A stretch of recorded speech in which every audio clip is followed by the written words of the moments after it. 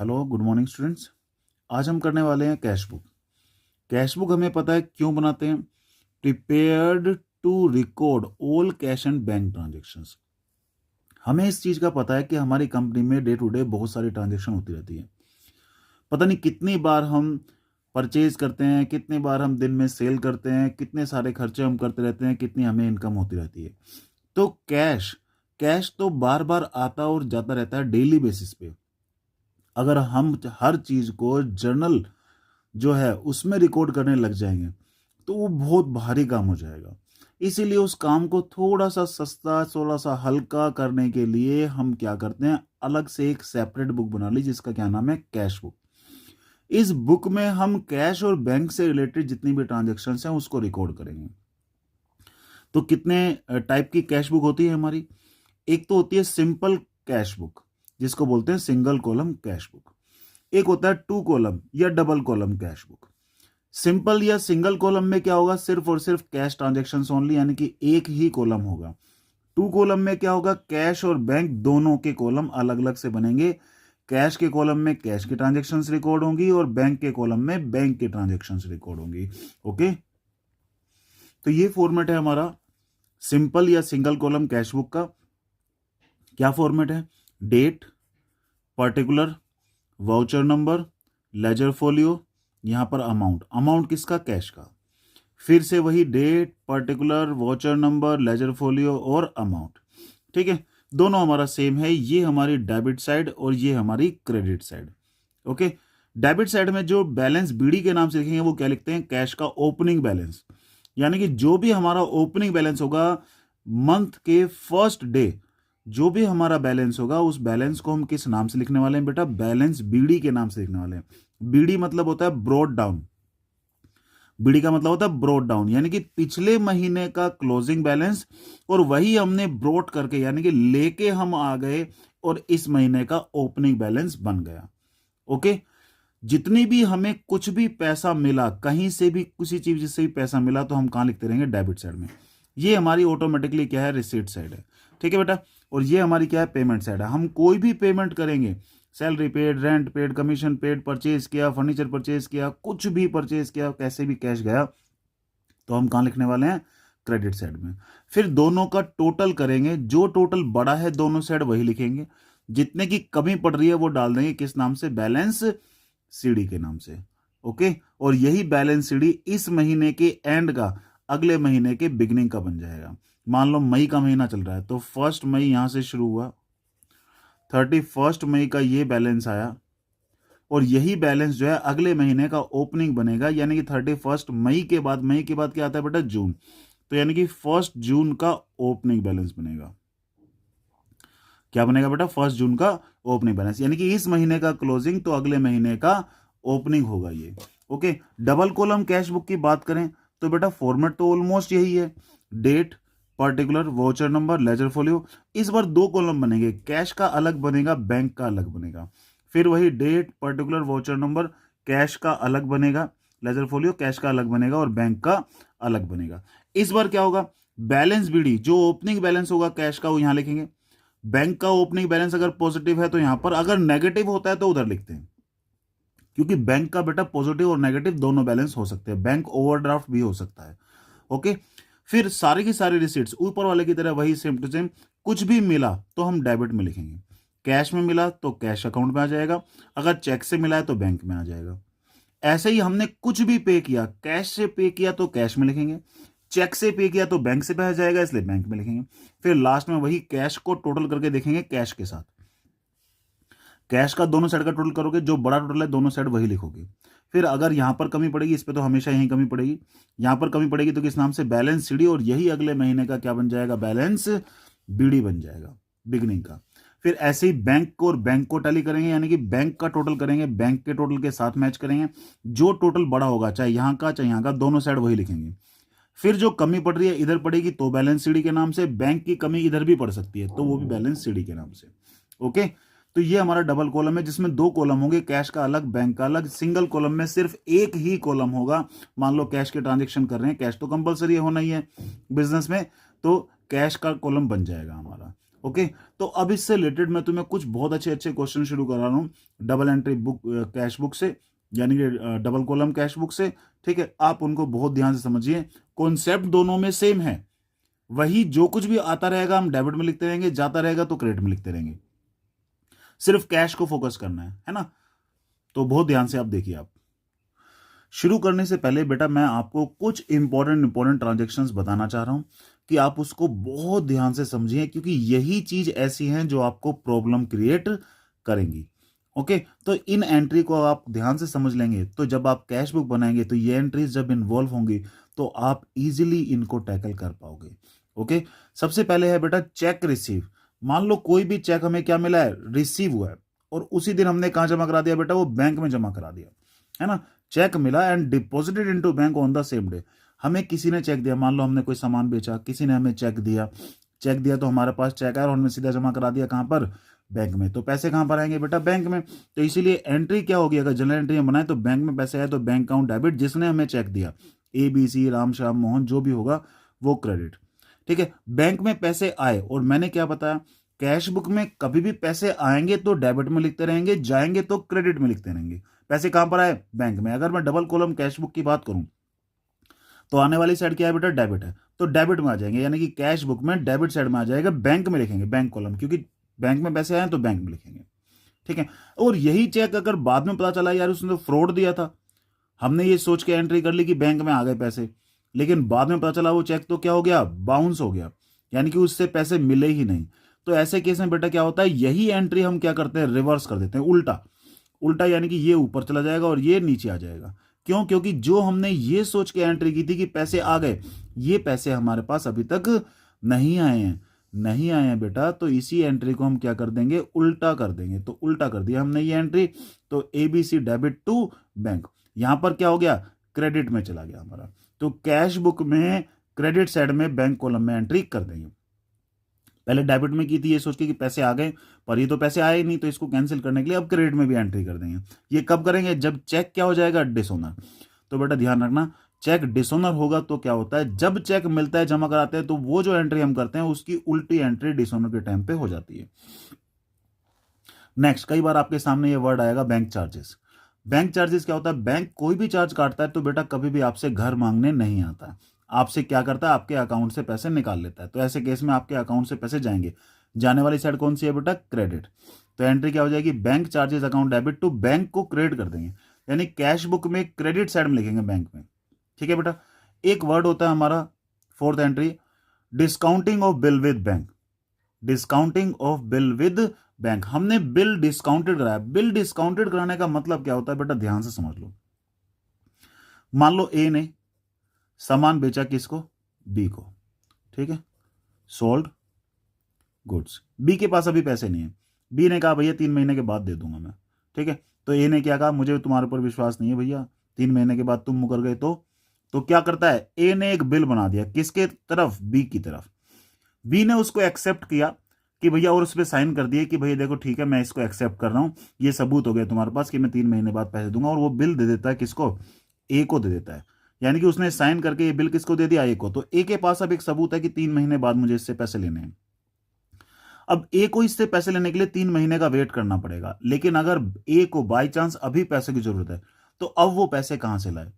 ठीक है, तो ये बिल लेके जाएगा ए बैंक के पास, और ए बैंक से कहेगा कि तुम ये बिल रख लो, 3 महीने बाद तुम उससे ले लेना, मुझे अभी दे दो। बैंक क्या कहेगा इससे, भैया मैं उससे 3 महीने बाद क्यों ले लूं और तुझे अभी क्यों दे दूं, मुझे क्या फायदा। तो बेटा बैंक को क्या फायदा होता है, बैंक अपना कुछ कमीशन काट लेता है। ठीक है, जिस कमीशन को क्या बोल रहे हैं हम एक तरह से, डिस्काउंटिंग चार्ज, यानी कि बैंक ने अपना कुछ चार्ज काट लिया। बैंक कहता भैया 1000 रुपए है तो मैं तुम्हें 900 दूंगा, 3 महीने बाद मैं क्योंकि उससे पैसे लूंगा तो 100 रुपए मेरा फायदा होना चाहिए। तो 900 रुपए वो हमारे कहां डाल देगा, बैंक में। 100 रुपए कहां चले जाएंगे, डिस्काउंट में, डिस्काउंटिंग चार्ज, और 1000 रुपए के बिल का क्या हो जाएगा, सेटलमेंट। तो ये पैसे बैंक सीधा हमारे अकाउंट में डाल देता है, बैंक बाद में उससे ले लेता है। ठीक है, तो ये कैश बुक में कहां जाता है बेटा, डेबिट साइड में आ जाता है, बैंक कॉलम में। ओके, एक एंट्री है बेटा जो आपको बार बार देखने को मिलेगी, जिसका नाम क्या है, कॉन्ट्रा एंट्री। कॉन्ट्रा एंट्री क्या होता है बेटा, जिस एंट्री में कैश और बैंक दोनों इन्वॉल्व होते हैं उस एंट्री को क्या बोलते हैं, कॉन्ट्रा एंट्री। ठीक है। कॉन्ट्रा एंट्री जैसे कि दो ही कॉन्ट्रा एंट्री है हमारी, कौन सी है? एक तो कैश डिपॉजिट इनटू बैंक, यानी कि जब हम कैश जमा कराते हैं बैंक में, या cash withdrawn from bank, bank से पैसा निकालते हैं। देखो कैश जमा कराते हैं तो क्या एंट्री करते हैं? बैंक में जमा कराया तो बैंक अकाउंट डेबिट, कैश गया तो कैश अकाउंट क्रेडिट, बैंक से निकाल लिया पैसा तो घर लेके आ गए, कैश आया तो कैश अकाउंट डेबिट, बैंक से गया तो बैंक अकाउंट क्रेडिट। ठीक है। तो ये कॉन्ट्रा एंट्री क्या होती है? कैश बुक में दोनों साइड इफेक्ट डालती है, इसलिए स्पेशली इसको हैंडल किया जाता है। क्या? कैश बुक में ये दोनों साइड आती है, डेबिट में भी आती है और क्रेडिट में भी आती है। जैसे कि यहां पर बैंक में पैसा आया तो ये बैंक में कहां लिखेंगे? डेबिट में। कैश में कहां लिखेंगे? क्रेडिट में, क्योंकि हमें पता है कैश बुक में आने वाली साइड डेबिट होती है और जाने वाली साइड क्या होती है? क्रेडिट। और हम कैश और बैंक दोनों का कॉलम बना रहे हैं, तो बैंक कॉलम में तो डेबिट में आ जाएगा, कैश कॉलम में कहां जाएगा? क्रेडिट में, क्योंकि कैश जा रहा है और बैंक आ रहा है। इसी तरह से यहां पर कैश आया तो कैश कॉलम में डेबिट में आ जाएगा और बैंक कॉलम में क्रेडिट में जाएगा। ठीक है बेटा। तो ये हमारी क्या होती है? कॉन्ट्रा एंट्री, जिसमें कैश और बैंक एक ही एंट्री में दोनों इन्वॉल्व होता है और दोनों कैश बुक की दोनों साइड पे इफेक्ट डालते हैं। क्या बोलते हैं इसको? Contra entry. कुछ और इंपॉर्टेंट ट्रांजैक्शन ये देख लो, ये बहुत परेशान करती है हमें। मान लो चेक रिसीव हुआ और डिपॉजिट किसी और दिन किया, अब क्या करें? मान लो चेक मिल गया हमें कितनी तारीख को? Late cheque receive on 1 January. Cheque मिला हमें 1 जनवरी को, है ना, जनवरी में चेक मिला, और वो भी कब? पहली तारीख को। ठीक है। और हमने बैंक में तो पैसे चेक जमा कराया ही नहीं, तो क्या बैंक में पैसे आ गए होंगे? नो, जब चेक जमा ही नहीं कराया तो पैसे आ कहां से गए? ठीक है। तो अब सिंपल सी बात है, अब चेक तो मिला है, एंट्री तो करनी है, कुछ ना कुछ तो करना पड़ेगा ना। बैंक में पैसे आए नहीं, बैंक से एंट्री कर नहीं सकते, लेकिन चेक मिला है। तो कभी भी ऐसा हो जब चेक मिले आज, जमा किसी और दिन हो, तो 2 दिन एंट्री करनी पड़ती है। पहले दिन यानी कि जनवरी में जब चेक मिलेगा, एंट्री क्या करेंगे? Cheque in hand account debit to, जिससे चेक मिला उसका नाम। देखो इस पूरी एंट्री में कहीं भी कैश या बैंक आया ही नहीं, तो जब कैश या बैंक आया नहीं और हमें पता है कैश बुक में तो सिर्फ हम कैश या बैंक को ही हैंडल कर रहे हैं, तो अब क्योंकि इस एंट्री में कैश या बैंक आया नहीं, तो इसलिए ये not taken in cash book, यानी कि ये एंट्री कैश बुक में नहीं आएगी। ठीक है बेटा। कहां लेंगे इसको? जर्नल करना पड़ेगा, यानी कि जर्नल एंट्री पास करनी पड़ेगी, इसको कैश बुक में नहीं करेंगे। टेकन इन जर्नल प्रॉपर, यानी कि इसकी क्या करेंगे? जर्नल एंट्री करनी पड़ेगी हमें। जैसे मैंने जर्नल एंट्री की, ऐसी तुम भी जर्नल एंट्री करोगे, इसको कैश बुक में नहीं लिखना है। जब ये चेक जमा करा देंगे कहां पर? 12 तारीख को मान लो ये चेक जमा करा दिया बैंक में, अब तो चेक बैंक में गया, तो अब तो पैसे आ सकते हैं। तो इसलिए 12 तारीख को एंट्री क्या होगी? बैंक में पैसे आए, किस चीज से? चेक से, जो चेक मिला था। तो अब ये बैंक में डेबिट में पैसे आ गए, आने वाली साइड डेबिट होती है, तो कैश बुक में डेबिट में लिखेंगे, कहां पर? बैंक कॉलम में। ओके। नेक्स्ट है हमारा for endorsement of cheque. Endorsement of cheque में क्या होगा? मान लो ए ने चेक दिया, किसको? फर्म को, हमारे बिजनेस को। हमारे बिजनेस को चेक दिया किसने? ए ने। मान लो हमने ए को सामान बेचा था, ए ने क्या दे दिया? चेक। ठीक है। अब हमें किसी और को पैसे देने थे, हमने वो सीधा चेक दे दिया किसको? बी को, कि भैया एक काम करो, ए ने हमें दिया वो चेक, हमने किसको दे दिया? बी को दे दिया, कि भैया ऐसा ले, तू रख ले, सीधा डायरेक्टली तेरे अकाउंट में आ जाएंगे, अपने अकाउंट में डाल ले पैसे। ठीक है। अकाउंट पे ही चेक था, सीधा कहां पर आ जाएगा? इसी के अकाउंट में आ जाएगा। अब क्या करें? हमें चेक तो मिला, पर क्या हमारे बैंक में पैसे आए? नहीं, हमने बैंक में जमा ही नहीं कराया वो चेक, किसको दे दिया? सीधा बी को दे दिया। तो चेक मिलने की एंट्री करेंगे सिर्फ। तो चेक मिलने की एंट्री क्या होगी? हमें चेक मिला, चेक मिलने की एंट्री तो हमें पता ही है क्या होती है? Cheque in hand account debit to, जिससे मिला उसका नाम। अब ये चेक हमने एंडोर्स कर दिया, एंडोर्स करने की स्पेशल एंट्री क्या होगी? ए बी सी डेबिट, जिसको एंडोर्स किया, जिसको क्या किया? एंडोर्स किया। मान लो एंडोर्स हमने किया राम को। ठीक है। मान लो किसको एंडोर्स किया है? राम को। तो Ram debit to cheque in hand. क्योंकि इस पूरी एंट्री में कहीं भी कैश या बैंक आया ही नहीं, तो इसलिए कैश बुक में ये चीज नहीं लेंगे। ठीक है बेटा, ये कैश बुक में एंट्री नहीं आएगी। ठीक है। कहां लेंगे? जर्नल प्रॉपर में। ओके।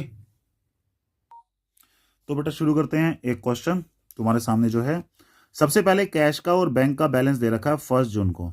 जो भी बैलेंस दिया होता है उसको किस नाम से लिखते हैं? बैलेंस बीडी के नाम से। फिर ये कह रहा है कैश रिसीव हुआ है ना। Cash receive from sales of shares हमने बेचे, अपने शेयर्स बेच दिए और कैश रिसीव हो गया। ठीक है। अब जब कैश रिसीव हो गया, ठीक है, तो आने वाली साइड कौन सी होती है बेटे? डेबिट में। तो डेबिट में कैश में लिख देंगे। यहां पर चेक रिसीव हुआ तो कहां पर लिखेंगे? डेबिट में, बैंक में लिखेंगे। Paid S Bose by cheque से हमें पेमेंट की है, तो पैसे आ रहे हैं जा रहे हैं? बेटा जा रहे हैं। तो कहां लिखेंगे? क्रेडिट साइड में।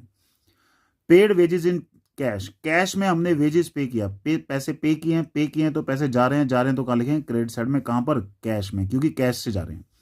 फिर चेक रिसीव हुआ ए मुखर्जी से और सीधा बैंक में जमा करा दिया, चेक मिला, आने वाली साइड कौन सी है डेबिट, और क्योंकि चेक मिला है इसलिए कहाँ लिखेंगे बैंक में। ड्रॉन फ्रॉम बैंक, विड्रॉ कर लिया बैंक से, ये तो कॉन्ट्रा एंट्री, मैंने क्या बताया दो ही कॉन्ट्रा एंट्री होती है, एक तो कैश डिपॉजिट इनटू बैंक और cash withdrawn from bank. Contra entry यानी दोनों साइड आएगी, कैश आया बैंक से गया, आने वाली साइड डेबिट डेबिट में लिखेंगे और बैंक से गया तो बैंक में क्रेडिट साइड में। पेड ऑफिस सैलरी पे करिए बेटा, पैसे जा रहे हैं तो क्रेडिट साइड में, कैश में जा रहे हैं तो कैश में लिखेंगे। सोल्ड गुड्स इन कैश, हमने सामान बेचा कैश में तो कैश आएगा, आने वाली साइड डेबिट डेबिट में लिखेंगे और जहां पर हमारी एंट्री होगी वहीं सीजीएसटी एसजीएसटी भी चलेगा साथ साथ, ठीक है। बाद में हमने ये पैसा बैंक में जमा करा दिया ऑन द सेम डे, तो आप इसको डायरेक्टली बैंक में भी ले सकते हो क्योंकि सेम डे ही एंट्री हो चुकी है। Paid rent by cheque, cheque से रेंट पे करा है तो रेंट कहाँ पे करते हैं बेटा क्रेडिट साइड में, क्योंकि चेक से पे किया तो बैंक में लिखेंगे।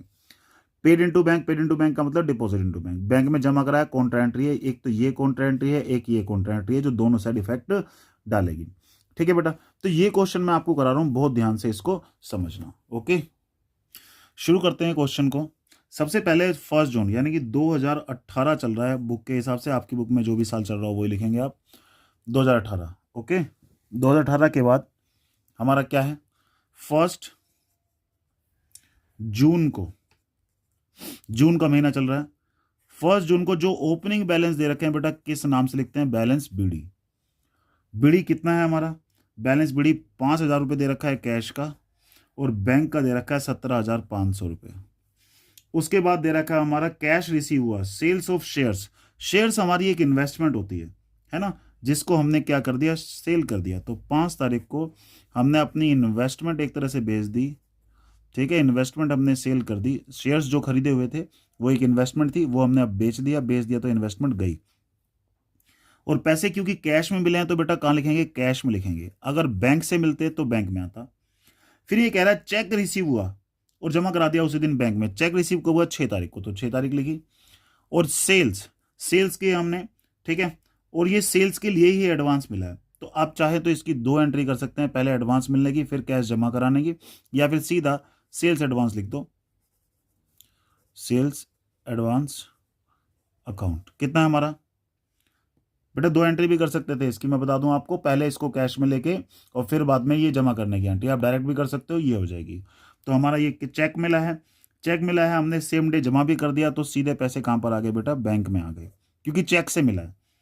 उसके बाद हमारा क्या है paid S Bose by cheque, S Bose को चेक से पे कर दिया, चेक से पे करा, लो पैसे आ रहे हैं जा रहे हैं बेटा ये तो जून 7 को हमने किसको पे किया एस बॉस को, तो क्या एंट्री करेंगे हम एस बॉस, चेक से पेमेंट किया इसलिए पैसे कहां से जाएंगे बैंक से जाएंगे, तो इसीलिए हमारा एस बॉस को पेमेंट करेंगे तो आया 12,500। डिस्काउंट भी है, डिस्काउंट को बेटा यहाँ जनरल एंट्री में यहाँ पर रिकॉर्ड नहीं करेंगे, ये हमारा सिर्फ कैश और बैंक कॉलम है, डिस्काउंट को आप सेपरेटली जर्नल एंट्री में रिकॉर्ड करेंगे। ओके, जर्नल एंट्री उसकी क्या होगी मैं वो बता देता हूँ आपको। डिस्काउंट रिसीव हुआ हमें, तो रिसीव हुआ तो क्या होगा रिसीव होगा क्रेडिट में, यानी कि S Bose account debit to discount receive, discount receive हमारे लिए इनकम है इसलिए क्रेडिट होगी, अगर डिस्काउंट अलाउड होता तो डेबिट होती। ओके, नेक्स्ट एंट्री है हमारी paid wages in cash, wages पे करें कैश में, ठीक है, 8 तारीख को वेजेस पे कर रहे हैं तो बेटा पैसे आ रहे हैं जा रहे हैं पे कर रहे हैं, जाएंगे तो इधर लिखोगे आएंगे तो इधर लिखेंगे, ठीक है। अब देखो किस चीज से आ रहे हैं, हमारा कैश से गए पैसे, कैश से गए तो कैश से जाएंगे, अगर चेक देते तो चेक से जाते। उसके बाद कह रहा है ये मुखर्जी से चेक मिला उसी दिन जमा कर दिया बैंक में तो लो चेक आ गया, आने वाली साइड तो ये है किससे मिला ए मुखर्जी, ठीक है बेटा, ए मुखर्जी से चेक मिला है और सीधा हमने जमा करा दिया बैंक में तो सीधा बैंक में पैसे आ गए 6,000 रुपये। उसके बाद है ड्रॉन फ्रॉम बैंक, बैंक से पैसे निकाले, देखो बैंक से पैसे निकाले तो कैश आया तो कहाँ लिखेंगे डेबिट में, और गया कहाँ से बैंक से तो बैंक में कहाँ लिखेंगे क्रेडिट साइड में, तो ये क्या है बेटा कॉन्ट्रा एंट्री, आया कैश में गया बैंक से, ठीक है। अब जब भी आप कॉन्ट्रा एंट्री करोगे तो बहुत ही सिंपल सा लॉजिक है, कैश में लिखोगे तो बैंक के नाम से लिखना है, ये खास ध्यान किसका रखना है बेटा कॉन्ट्रा एंट्री का, और यहां लिखना है सी, एलएफ में क्या लिख देना सी का मतलब कॉन्ट्रा, ठीक है। बैंक में लिखोगे किस नाम से कैश के नाम से, तो कॉन्ट्रा एंट्री जब भी करोगे कैश में लिखोगे तो बैंक के नाम से, बैंक में लिखोगे तो कैश के नाम से लिखना है आपको, ठीक है। और यहाँ साथ में लिख देना सी, जिससे पता चल रहा है ये कॉन्ट्रा एंट्री है, दोनों साइड आई है। फिर ये कह रहा है ऑफिस सैलरी हमने पे करी है, तो सैलरी पे करी तो पैसे जा रहे हैं, तो ये ऑफिस सैलरी, कितनी सैलरी पे करी हमने, 21 तारीख को पे करी है ऑफिस सैलरी, और ये कितना पे करा है, कैश से पे किया 4000, तो कैश से हमारा ये 4000 गया। ओके, फिर हमने सेल किए गुड्स, ठीक है बेटा, गुड्स हमने क्या किया, सेल किया है कितनी तारीख को, 30 तारीख को हमने गुड्स सेल किए हैं, और ऑफिस सैलरी हमने कब पे करी थी, 29 तारीख को। ओके, और ये हमारा कॉन्ट्रा एंट्री 21 तारीख की थी। उसके बाद कह रहा है 30 तारीख को हमने सेल किया कैश में और सीधा जमा करा दिए बैंक में पैसे, तो बैंक में ले लो कोई दिक्कत नहीं है। तो सेल सीधा बैंक में पैसे आए, कितने पैसे आए, 8000 रुपये। इस पे CGST SGST भी है ना। तो एक तो ये CGST, हमें सेल पे जब भी लिखना होता है क्या लिखना होता है बेटा, आउटपुट, ठीक है, क्या लिखना होता है, आउटपुट, CGST आउटपुट SGST। कितना है बेटा, ये हमारा 6% है, तो 8000 का 6% हमारा कितना हो गया, 480। जहां पर भी आप एंट्री करोगे वहीं उसकी CGST SGST भी आएगा। ओके, फिर आगे क्या कह रहा है, हमने रेंट पे करा तो पैसे जा रहे हैं तो कहां लिखेंगे बेटा, क्रेडिट साइड में, ठीक है। क्रेडिट साइड में कितने जा रहे हैं, 30 जून को हमने पे करे हैं, और बाय रेंट अकाउंट हमने क्या पे करा रेंट से, तो ये रेंट पे करा हमने टोटल। इसमें बेटा सबसे इंपॉर्टेंट बात क्या है, देखो इसमें क्या लिखा हुआ है, इसमें लिखा हुआ है rent paid by cheque including GST और SGST 6%, 1120 रुपये। यानी कि रेंट टोटल जो पे करा वो 1120 पे किया है, जिसमें ये कह रहा है इसमें इंक्लूडिंग CGST SGST भी है, पहले से इंक्लूड है, जबकि हमें तो अलग अलग लिखना पड़ता है। तो इसमें से निकालना पड़ेगा पहले रेंट का कितना पे किया, CGST SGST कितना पे करा, है ना बेटा। हमारा टोटल मान लो था 100%, रेंट कितना है टोटल हमारा 100%, हमने 6% क्वेश्चन में दिया हुआ है CGST पे करा है, 6% हमने कितना पे करा है, SGST पे करा है। यानी कि टोटल अगर रेंट 100% था, 6% इसमें CGST आया और 6% SGST आया, इसका मतलब टोटल हमने 112% पे करा है। तो जितना हमें पता है उसी से डिवाइड कर दो, जितना तुम निकालना चाहते हो उससे इंटू कर दो। यानी कि 1120 रुपये जो था वो इंक्लूडिंग CGST और SGST था। इंक्लूडिंग का मतलब मान लेते हैं कि 100% हमारा रेंट था, तो हमने 6% SGST पे करा, 6% हमारा CGST पे हुआ, तो 6 और 6 12, यानी कि 100% रेंट और 12% ये, टोटल 112% हमने पे करा। हमें सिर्फ रेंट का 100% निकालना, तो 100% हमारा ये हो जाएगा। कितना आया हमारा, ये टोटल हमारा जो हो गया 100% अगर हम निकाले, इसको डिवाइड कर लेते हैं, सीधा हमारा 10 आ गया, तो ये 1000 रुपये का हमने रेंट पे करा। तो टोटल 1000 रुपये से ऊपर कितना है, 120 रुपये। वो 120 रुपये किसके थे बेटे, CGST SGST के थे, दोनों का रेट सेम है, तो इसका मतलब 60 रुपये इसके हुए, 60 रुपये इसके हुए, टोटल 120 रुपये का क्या था, CGST और SGST। ऐसे कभी भी इंक्लूडिंग वर्ड लिखा हो ना, तो तब बेटा इसको अलग अलग करना पड़ेगा इसी तरीके से, ठीक है। इंक्लूडिंग नहीं लिखा तो सीधा हम ये निकालते, इसी के ऊपर टैक्स निकाल देते, ठीक है। ये ध्यान रखना है खास, इंक्लूडिंग वर्ड का खास ध्यान रखना है। फिर हमारा क्या है, पेड इनटू बैंक, बैंक में जमा कराए पैसे, तो बैंक में पैसे आए, ये कॉन्ट्रा एंट्री है, कॉन्ट्रा एंट्री इसी तरीके से करो, ज्यादा अच्छा लगता है। बैंक में आए, कैश से गए, ये कॉन्ट्रा एंट्री। अब कैश में लिखा तो बैंक के नाम से, ब्रैकेट में C लिख देंगे, बैंक में लिखा तो कैश के नाम से। कॉन्ट्रा एंट्री जब भी करोगे जिसमें लिखोगे उसका उल्टा हेडिंग डालनी है, ठीक है बेटा। हेडिंग हमारी कितनी है, ये 30 जून को ही है सारा ये किस्सा, तो ये हमारा 30 जून और ये भी हमारी 30 जून की ही एंट्री थी। ये हमारा क्वेश्चन पूरा का पूरा कंप्लीट हो गया। ओके बेटा, ये कितना 7500 था, यहां पर एंट्री में हमने क्या लिख दिया, C लिख दिया।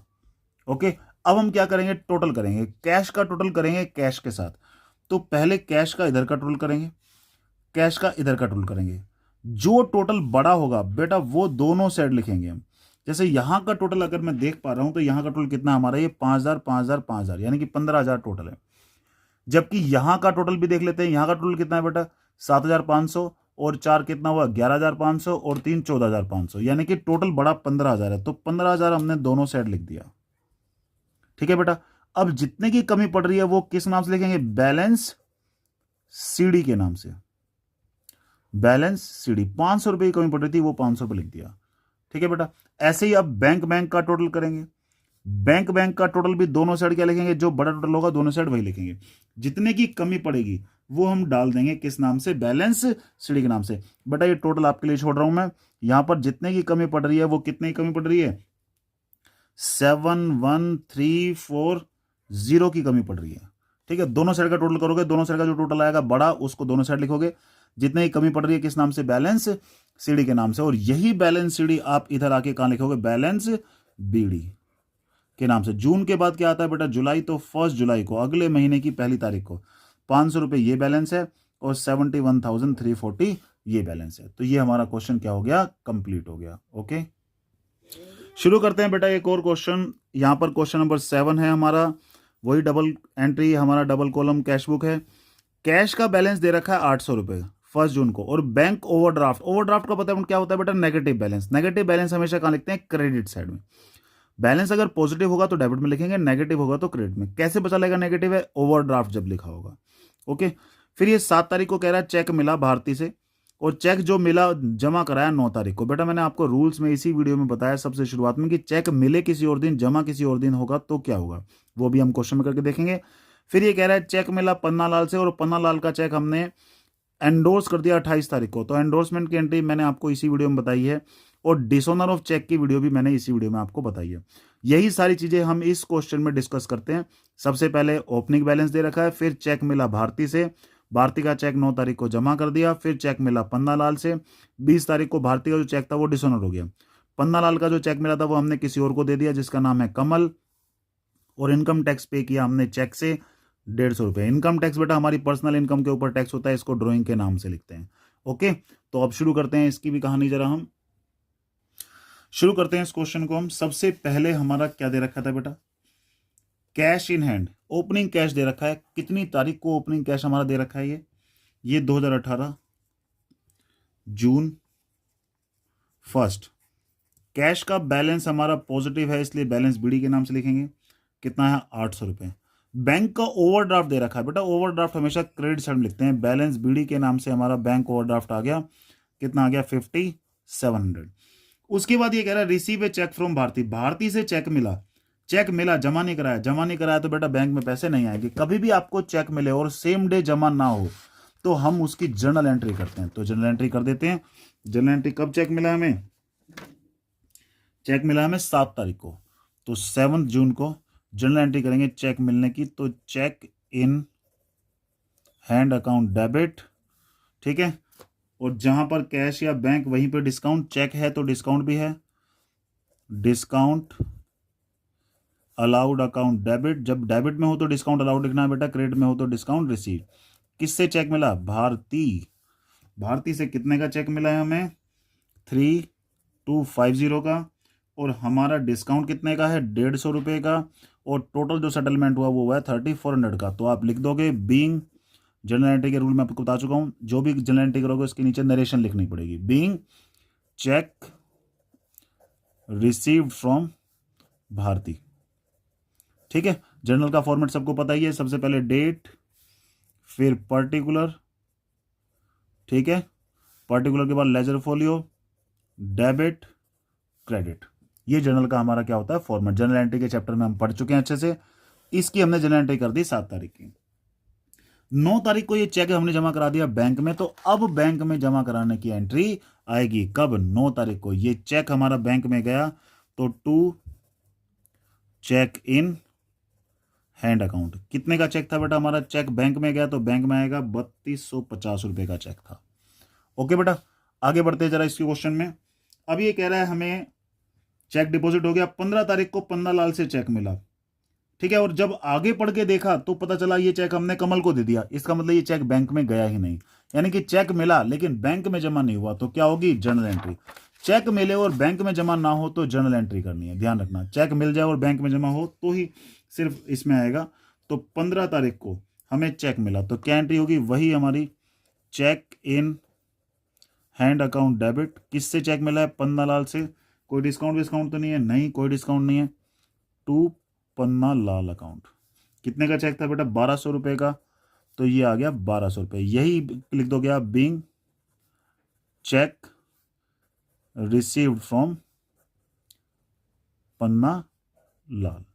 ठीक है बेटा, ये चेक मिल गया, जर्नल एंट्री हमने इसकी पास कर दी है। ठीक है, आगे बढ़ते हैं क्वेश्चन में। अब ये कह रहा भारती का चेक डिसऑनर हो गया। मैंने क्या बताया, डिसऑनर की एंट्री मैं आपको बता चुका हूं, जब जो चेक मिलने की एंट्री होती है उसके रिवर्स हमारी डिसऑनर की एंट्री होगी। ठीक है, अब चेक मिलने की एंट्री हमारी क्या थी, हमारे पास बैंक में आए थे डेबिट में, लेकिन अब क्योंकि चेक डिसऑनर हो गया तो वही चीज रिवर्स हो जाएगी भारती। ठीक है, भारती से हम क्या करेंगे, चेक का अमाउंट फिर से लेंगे। तो 20 तारीख को ये भारती के चेक से जो पैसे मिले थे हमने उसको रिवर्स एंट्री कर दी, यानी कि ये चेक था भारती वाला, पहले डेबिट में लिखा, लेकिन क्योंकि ये डिसऑनर हो गया तो अभी इसी चेक को क्या कर देंगे, क्रेडिट कर देंगे, रिवर्स कर देंगे। फिर ये कह रहा है पन्ना लाल का चेक हमने एंडोर्स कर दिया। किसी को एंडोर्स करते हैं चेक तो हम इसी वीडियो में शुरुआत में एंट्री देख चुके हैं, जिसको भी एंडोर्स करते हैं उसकी कैश बुक में एंट्री नहीं करते, कहां करते हैं, जर्नल एंट्री में। किसको दिया बेटा हमने, चेक दिया हमने ये कमल को, तो क्या एंट्री होगी, कमल डेबिट। ठीक है बेटा, टू यही चेक, चेक इन हैंड, हमारे पास से 1200 रुपये का चेक किसके पास चला गया, कमल के पास, वही being cheque endorse to Kamal. Okay, उसके बाद हमने इनकम टैक्स पे किया। इनकम टैक्स हमारी पर्सनल इनकम के ऊपर टैक्स होता है, इसको क्या बोलते हैं, ड्राइंग, तो ड्राइंग के नाम से ही लिखा जाएगा। और क्योंकि चेक से पे करा है तो इसीलिए हमारा कहाँ जाएगा, बैंक में जाएगा। ये आ गया, खत्म पूरा क्वेश्चन। बहुत ही आसान क्वेश्चन है बेटा, सिर्फ रूल्स याद रखोगे तो सारा काम हो जाएगा। अब क्या करना, आपको टोटल करना है दोनों साइड का, दोनों साइड का टोटल कर लेते हैं। जो टोटल बड़ा होगा दोनों साइड हम वही लिखते हैं, ये हमें पता ही है अच्छे से। तो टोटल कर लेते हैं, कैश का टोटल हमारा कितना आया, 800 रुपये आया है। ठीक है बेटा, तो ये 800 रुपये यहाँ का टोटल, 800 रुपये यहाँ का टोटल, बैलेंसिंग फिगर पूरी 800 की बच रही है, तो बैलेंस सीडी 800 के नाम से आ गया। अब टोटल करते हैं इसका, तो यहाँ पे ये वाला टोटल हमारा बड़ा है, तो कितना आइए, 5 3 8 8 और 1 ये हमारा 9050 रुपये आ गया है। ठीक है, 9050 में से हमारा ये टोटल हमारा आया 9100 रुपये। यहाँ का टोटल भी 9100 लिख देंगे क्योंकि बड़ा यही है। फिर जितनी ही कमी पड़ रही है, इस बार कमी यहाँ पड़ रही है, बैंक में इधर भी कमी पड़ सकती है, किस नाम से, बैलेंस सीडी। सीडी हमारा जो आया वो कितनी कमी पड़ रही है, 5850। मैंने क्या बताया, जो भी बैलेंस सीडी आता है वो लास्ट डेट को आता है ना, तो बैलेंस सीडी हमारा लास्ट डेट को 30 जून को आ गया ये। ठीक है, और जो बैलेंस सीडी होता है वो अगले महीने का क्या बनता है, बैलेंस बीडी। तो यहाँ पर ये इधर से आके बैलेंस बीडी बन जाएगा, टू बैलेंस बीडी, कब, जून के बाद जुलाई, 1 जुलाई। और ये बैलेंस सीडी इधर आया था तो इधर से इधर आएगा, बैलेंस बीडी कितना है, 5850, और यहाँ से ये हमारा कब आया, 1 जुलाई को। ओके, तो ये हमने 2 क्वेश्चन करे अच्छे अच्छे। आप इस वीडियो को और इसके सारे रूल्स को बहुत ध्यान से समझिए, उसके बाद ही आप अच्छे से इस चैप्टर को कर पाएंगे। इस चैप्टर की अभी और भी क्वेश्चन मैं कराऊंगा, आज आप सिर्फ इतना कीजिए। ओके बेटा, हैव ए गुड डे।